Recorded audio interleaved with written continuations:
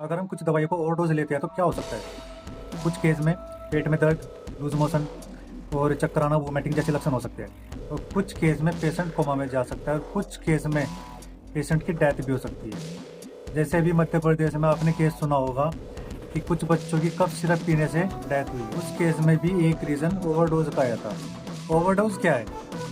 किसी भी दवाई की मात्रा अगर हमारे शरीर की क्षमता से ज़्यादा हो जाती है तो उसको ओवरडोज कहते हैं। सपोज अगर हम एसिक्लोफेनेक प्लस पैरासीटामोल लेते हैं, एसिक्लोफेनेक 100 mg और पैरासीटामोल 325 mg, अगर हम ये डोज लेते हैं तो ये हमारी बॉडी के लिए कैपेबल है, हम इसको एब्जॉर्ब कर सकते हैं इजीली।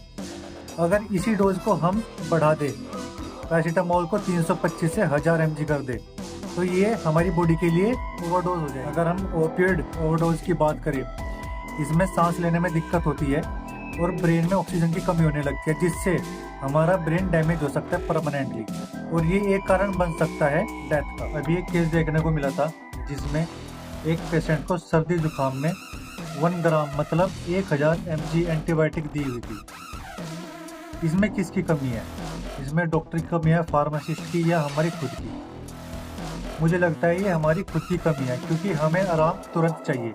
हमें आराम ये 5 मिनट के अंदर अंदर चाहिए या फिर 10 मिनट के अंदर अंदर चाहिए। हमें आराम मिल तो जाएगा जल्दी, पर उसका हम साइड इफ़ेक्ट नहीं सोचते कि इसका साइड इफ़ेक्ट क्या होगा। हम आगे की नहीं सोचते, हम सोचते हैं कि हमें अभी दवाई ली है और अभी आराम हो जाए।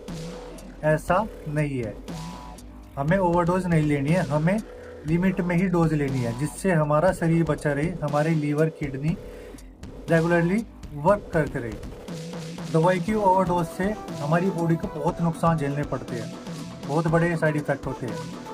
ये हमें तभी नहीं पता चलता, हमें कुछ टाइम बाद या फिर आगे जाके पता चलता है साइड इफ़ेक्ट के। कुछ पेशेंट सर के दर्द में पेन किलर लेते हैं, अगर 30 मिनट 1 घंटे तक आराम नहीं हुआ तो दोबारा से फिर पेन किलर लेंगे।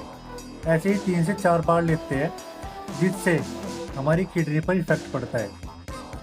ये इफ़ेक्ट हमें तुरंत देखने को नहीं मिलता, धीरे धीरे आगे जाके हमें इसके साइड इफ़ेक्ट नजर आते हैं। हमारे देश में ओवरडोज के केस दिन प्रतिदिन बढ़ते जा रहे हैं, तो खुद से डॉक्टर ना बने, किसी फार्मासिस्ट या फिर किसी डॉक्टर की सलाह लें। ओवरडोज से बचें, अपनी सेहत का ध्यान रखें।